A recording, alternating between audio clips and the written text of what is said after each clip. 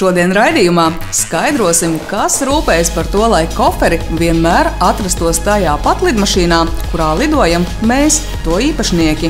Arī tajās reizēs, kad ceļojums paredzēts ar pārsēšanos 2., 3. vai pat 4. lidmašīnā. Meklējot neparastus piedzīvojumus, kas var kļūt arī par interesantu Ziemassvētku dāvanu, dosimies krietni augstāk virs mākoņiem nekā ierasts un iepazīsimies ar zvaigznēm. Tām zvaigznēm, kas skatāms arī diennakts gaišajā laikā un reizēs, kad debesis ir apmākušās. Uzzināsim, vai lidmašīnu riteņi ir salīdzināmi ar tiem, kurus izmantojam automašīnām, kā arī piedzīvosim pirmatskaņojumu dziesmai, kas radīta iedvesmojoties no raidījuma Lidojuma plāns. Būs arī konkurss un balvas. Nepalaid garām! Labvakar! Jaunā ceturtdienā, jaunā lidojuma plānā. Raidījumā, kurš stāsta par tiem, kas pieaugot nav aizmirsuši savu bērnības sapni un iemācījušies lidot.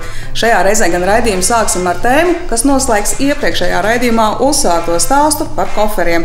Iepriekšējā nedēļā uzzinājām, kā rīkoties un pie kā meklēt palīdzību gadījumā, ja gala lidostā atklājas mūsu koferis devies kādos citos ceļos. Šajā reizē uzzināsim, kas un kā rūpējas par to, lai reģistrētās bagāžas koferis tomēr ceļotu kopā ar mums, arī gadījumā, ja dodamies tranzīta lidojumos ar pārsēšanos. Kā jau noprotams, viss sākas reģistrējoties lidojumam. Iereģistrējot bagāžu gadījumā, ja cilvēks dodas tālākā ceļojumā un lido cauri vienu vai vairākām lidostām tālāk, tas ceļš, kā jālido ir bagāžai, tiek parādīts uz bagāžas zīmes vai bagāžas birks, kā mēs to saucam. Attiecīgi, tur tiek norādīts viss bagāžas maršruts. Un galējā ir tā lidosta, kur tai bagāžai ir jānokļūst. Attiecīgi arī jau iekraujot bagāžu gaisa kuģī, bagāža tiek sadalīta divās grupās. Ir lokālā bagāža, tā, kura tiks izkrauta un kuras galamērķis ir nākamā lidosta. Un tālāk ir otra grupa, ir tranzīta bagāža. Šī bagāža tiek nošķirta, lai arī jau tālāk nākamajā lidostā būtu vieglāk un ātrāk pasažieriem doto bagāžu nogādāt. Jo šķirošanas darbs pretējā gadījumā aizņemtu daudz ilgāku laika periodu. Attiecīgi, lokālā bagāža tiek nogādāta pasažieriem, kas to saņem jau nākamajā lidostā. Tranzīta bagāža tiek nogādāta bagāžas komplektācijā, kur to attiecīgi sadala pa attiecīgiem reisiem, uz kuriem viņai jālido tālāk, jo šeit notiek šķirošana. Un tas nozīmē, ka bagāža, kura līdzi savam īpašniekam dosies tālākā ceļā ar pārsēšanos citā lidmašīnā, arī tīri fiziski lidaparātā atradīsies tam paredzētā citā nodalītā vietā. Bagāža iekraušana tiek veikta saskaņā ar iekraušanas plānu, kurā vietā un kam ir jāatrodas, bet fiziski viņi ir nošķirta no šīs lokālās bagāžas. Tā nošķirti no kopējās bagāžas koferis ceļos līdz pat gala lidostai, pat ja būs nepieciešamas 2, 3 vai 4 pārsēšanās. Taču vienmēr koferis atradīsies tajā pat lidmašīnā, kur bagāžas īpašnieks. Viennozīmīgi bagāža nedrīkst lidot bez pasažieru klātbūtnes. Gadījumā, ja pasažieris nokavē lidojumu, tad arī bagāža tiek noņemta no šī gaisa kuģa.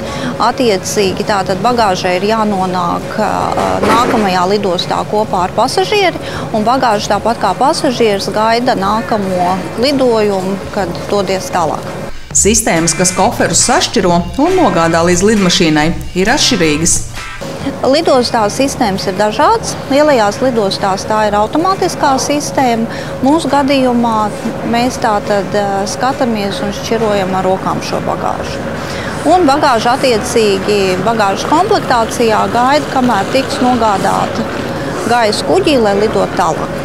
Un izrādās, ja citās jomās cilvēka faktors lielākoties saistās ar kļūdām, no kurām automātiskās sistēmas vairāk ir pasargātas, reģistrētās bagāžas jomā viss ir pilnīgi pretēji.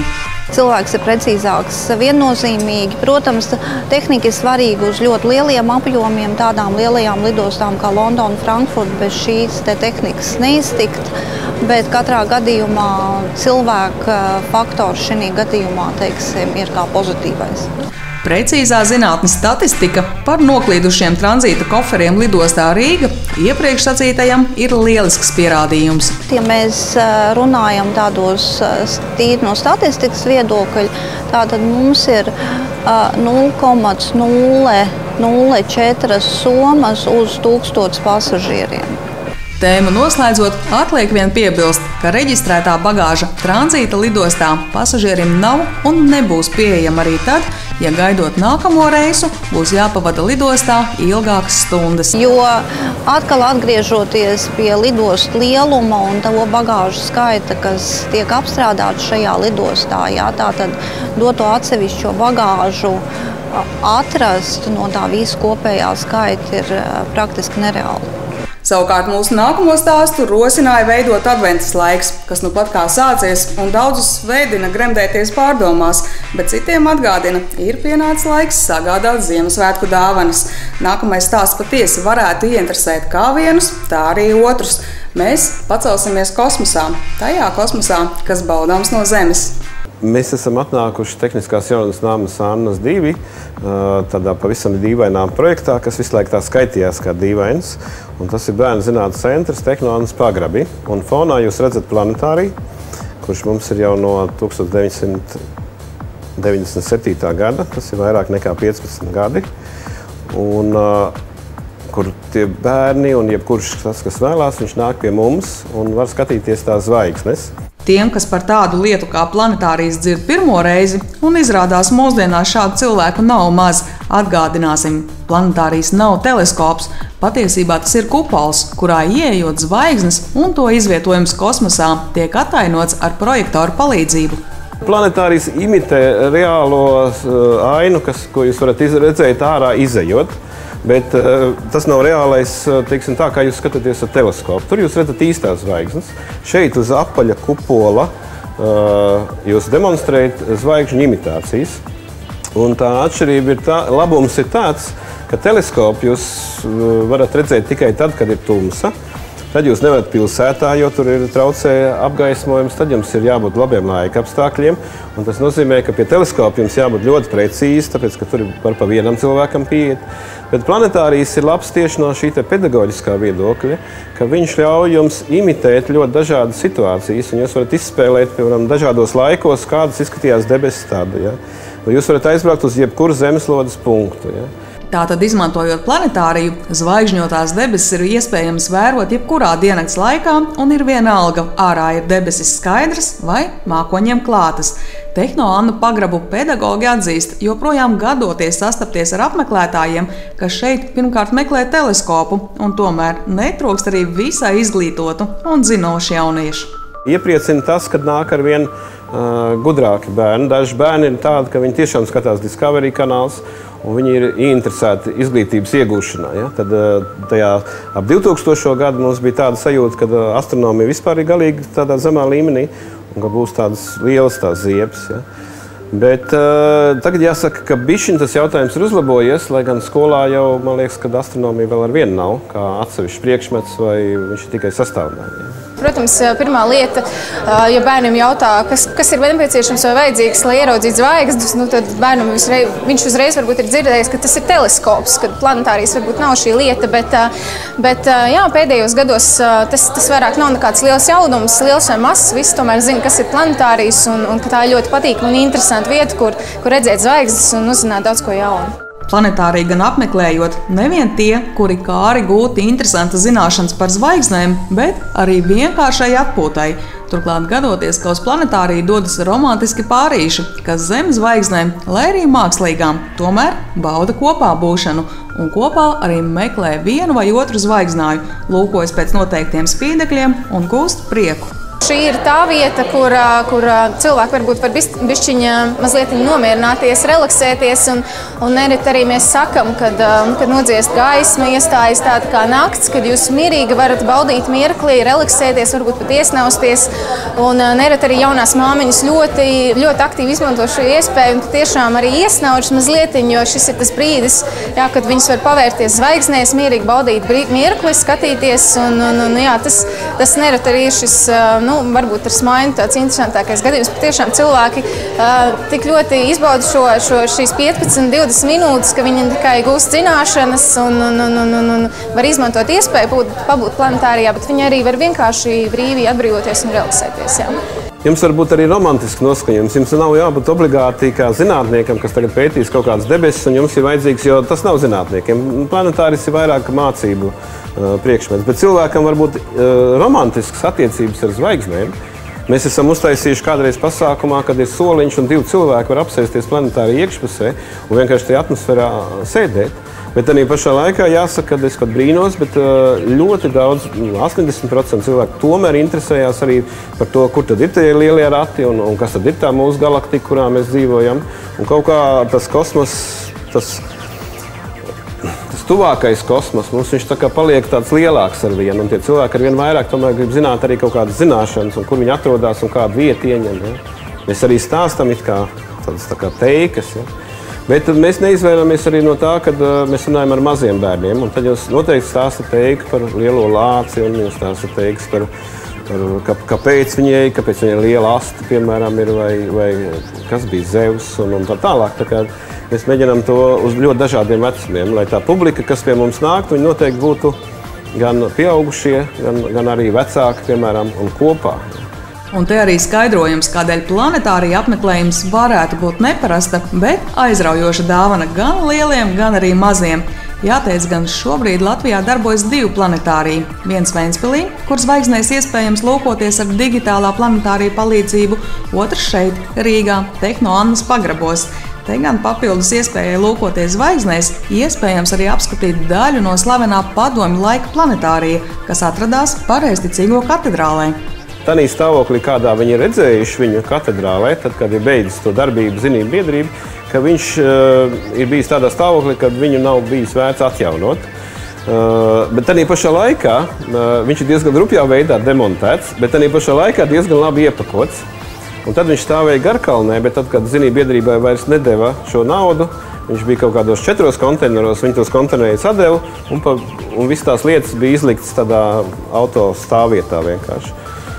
Tā kā mēs bijām šajā interešu izglītības sistēmā, kur tā kā fani vairāk, tā kā tādi azartiski cilvēki, tad mēs dabiski aizbraucām un tā kā savācām vienā konteinerā to, kas varētu būt palicis kaut cik pēc izskata, lai kaut vai vēsturiski un izstādītu. Šis ir viens no projektoriem, kurš ir saglabājies vēl no lielā planetārija, kas senajos laikos bija katedrālē.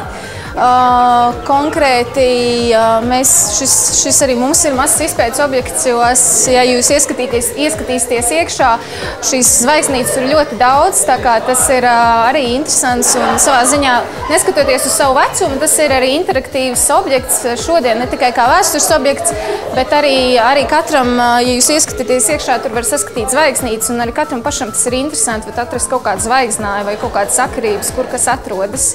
Tepat Tehno Annas pagrabos atrodam arī citi visai interesanti planetāriji no padomju gadiem. Esam atjaunojuši dažus, kas ir arī tādi kuriozi pieskaņi. Piemēram, daži ir tie, kas ir arī normāli, tas ir, teiksim, mākslīgie zemes pavadoņi, kas ir izgatavoti padomju laikos, kur ir Gagārins bijis augšā un tam līdzīgi. Bet ir arī, piemēram, viens projektors, kas attēlo Ļeņina galvu, un mēs nekādīgi nevaram saprast, ar kādu nolūku, piemēram, vajadzētu uz planetāriju seansu laikā, tad, kad stāsta par zvaigznēm, rādīt, piemēram, Ļeņina galvu uz tā kupola. Ja? Tas būtu tā, kā mēs tagad savu prezidentu, piemēram, rādīt portretu. Tas tā, liekas, tā amizanti diezgan skan. Ja? Bērnu zinātnes centrā Tehno Annas pagrabi atrodamas daudzas aizraujošas lietas, kas interesantā veidā stāsta par dažādiem dabas likumiem, zinātnes atklājumiem un vienkārši interesantām lietām. Te redzams arī milzīgs šūpuļu zirgs, kas pabijis pat pie karaļiem. Daudzas arī visai sarežģītas lietas te atainotas vienkārši un aizraujoši.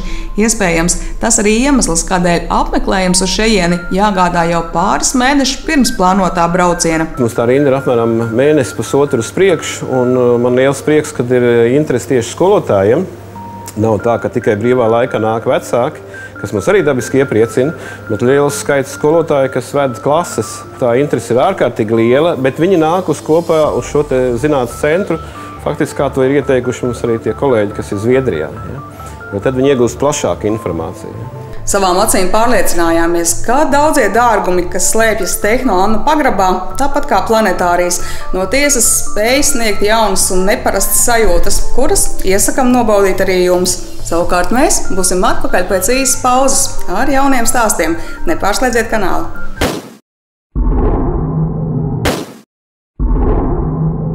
Esam atpakaļ un vispirms teiksim atbildēt uz jūsu iesūtītajiem jautājumiem. Šajā reizē apmierināsim mūsu skatītājas Mairitas interesi.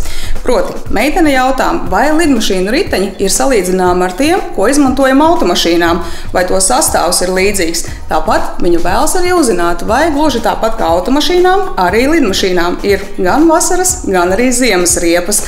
Atbildi mums palīdzēja meklēt Timurs Gaļējevs. Viņš jau gadiem nodarbojas ar lidmašīnu remontu un реставрации. По своему составу это то же самое, по большому счету, что на машине. Другое дело, скажем так, размеры не те. А где достать? Ну, это существуют специализированные склады, скажем так, производителя, от производителя вся эта резина идет, то есть конкретные размеры колес. Естественно, они меняются, не изнашиваются, потому что, в отличие от машины, в которой колеса постоянно крутятся, здесь в воздухе колеса не крутятся, во время касания полосы они резко раскручиваются, и, соответственно, более интенсивный износ идет резины. Tāpat kā vairums smagu automašīnu, visu gadu brauc ar viena tipa riepām, arī lidmašīnām nav ziemas riepu. Tieši tādēļ arī skrejceļa seguma uzturēšana visos gadalaikos ir ārkārtīgi nozīmīgs un atbildīgs darbs. Ja tehnika parāda, ka, piemēram, intensīvas sniegšanas laikā par spīti tīrīšanai skrejceļa seguma slīdamība pārsniedz pieļaujamo normu, lidmašīnai nosēšanās netiek atļauta. Savukārt pateikt to, cik ilgi viens riepu komplekts lidmašīnai kalpos, faktiski nav iespējams. Это все очень индивидуально, потому что самолеты эксплуатируются наши маленькие и из грунтовых аэродромов, с травы, и из бетона. Естественно, на бетоне они один ресурс имеют, колесо, на траве. С травы колеса меняют, потому что они просто от старости рассыпаются уже. Потому что они все идут трещины. Потому что на travē, естественно, они просто никак не изнашиваются. Timurs atzīst, apkopes laikā riteņiem vienmēr tiek pievērsta uzmanība, un parasti meistari ir visai labi piešāvuši aci, lai pateiktu, riepa vēl ir izmantojama drošiem lidojumiem vai nē. Taču to, vai riepu pienācis laiks nomainīt pret jaunu, palīdz noteikt arī speciāls marķējums. Есть на резине специальные метки, доходя до износа которых, после чего происходит обязательная замена резины. Потому что это, опять же, небезопасно. Если произойдет, скажем так, взрыв покрышки, это может привести к большому количеству печальных событий. Jā, tāpat kā Mairitai, arī jums ir radies kāds jautājums, kas saistīts ar lidmašīnām, pilotiem vai aviāciju kā tādu, droši rakstiet uz e-pastu lidojumplāns@lidojumplāns.lv. Mēs noteikti centīsimies sameklēt atbildi un jums uz interesējošiem jautājumiem atbildēt. Bet, kāds stāsts, kas mirkli atpakaļ iepriecināja mūs, ceram, patiks arī jums. Izrādās gluži nejauši, ieslēdzot 7. kanālu 20:15 kādā ceturtdienas vakarā, mūzikas grupas Tutti Frutti pārstāvji tik tālu iedvesmojās no raidījuma Lidojuma plāns, ka ķērās pie notīm un sacerēja dziesmu ar tādu pat nosaukumu Lidojuma plāns. Izrādās gan dziesmas ideja ir gandrīz vai filozofiska. Manā uzturē tam lidojuma plānam jābūt ir katrā cilvēkā iekšā, jo es tā bišķiņ skatos to vairāk tā kā filozofiski. Katram tas lidojuma plāns asociējas tādu kaut kādu mēķi, ko tu te dzīvē gribi sasniegt. Tad es to raidījumu tā nejauši tā kā gan YouTube, gan arī televīzijā redzēju. Man kaut kā uzrunāja. Jā, lidojuma plāns, kāpēc nē? Un tad man kaut kā tā mūza un tās kosmos bija tās agriezies, kad likās, ka varētu uzrunāt. Tā man tur viss tās zvaigznes sakrita. Apmēram tā kaut kā. Protams, savas dzīves lidojuma plāns ir arī Gatim. Tas ir lidojuma plāns, ir tāds interesants feature vien, kad, kā jūs zināt, es ar tām lidmašīnām uz to saprotu ļoti, ka tas lidojums bieži vien ir, var mainīties atkarībā no vēja, atkarībā no laika apstākļiem, tā arī dzīvē ir. Bet katrā ziņā tas redzējums ir kaut kāds, uz ko es eju, tad es tavās kā lidmašīna nolaižos un atkal uzņem jaunu kursu. Un tā es domāju, ka jebkurš cilvēks, tāpēc tas lidojuma plāns varbūt arī ir tādā kontekstā, kad Katram ir kaut kāds posms jānolido, jānoiet, un tad viņš atkal paceļās jaunos spārnos un atkal turpina to lidojumu. Kaut kā tā. Uz lidošanu Gatis raugās nevien filozofiski, bet arī praktiski. Viņš daudzkārt bijis pasažieris gan aviolaineros, gan arī uz savas ādas izbaudījis lidojumu neparastākā aparātā. Ar sporta lidmašīnām ir sanācis pavizināties, un ir viens labs pilots man parādījis, ko tas nozīmē. Tas sajūtas tie ir interesants, jā. Tīri neko. Man kādreiz bija tāds nesens sapnis vēl piepildīt kaut kādu tādu savu ideju, ka dabūt lidotāju licenci, bet tas tāds, vēl varbūt aizķēries puiku sapnis, bet es domāju, ka ļoti liels procents arī puikas mazā vecumā sapņo par lidotāju karjeru noteikti. Jā. Bet ar lidmašīnām tikai uz to, jo sanācis arī lidot ir pietiekami daudz, tā kā tā lieta ir zināma pazīstama. Turklāt nav arī tā, ka tam puikas sapnim ir pavisam atmests ar roku. Kā nekā ir zināms neviens gadījums, kad zēna dienas sapnis tiek īstenots mirklī, kad zēns jau krietni kā uzaudzējis ūsas un kļuvis par nopietnu vīru. Te ir zināma likumsakarība, jo cilvēks, lai nonāktu līdz tai pilota licencei vai vispār tai domāšanai, kad tev pieļauj pie tādām lietām, ir kaut kāds dzīves posms jānoiet, un tev jānonāk pēc zināmām dzīves atziņām un vērtībām. Tad tikai tev var dot tādu, tas zināmā mērā ritīgs ierocis, tu var ar viņu sataisīt ritīgas ziepes.